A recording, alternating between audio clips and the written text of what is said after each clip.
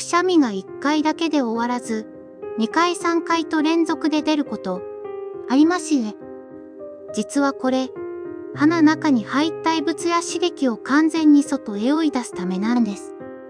1回目のくしゃみで異物が飛び出せば終わりますが、取りきれなかった場合はまだ残ってる、と脳が判断して、もう一度と連続でくしゃみを引き起こすんです。だから人によっては1回で済むし、癖のように3回以上続く人もいるんですね。あなたはくしゃみ、1回派、それとも連発派？コメントで教えてください。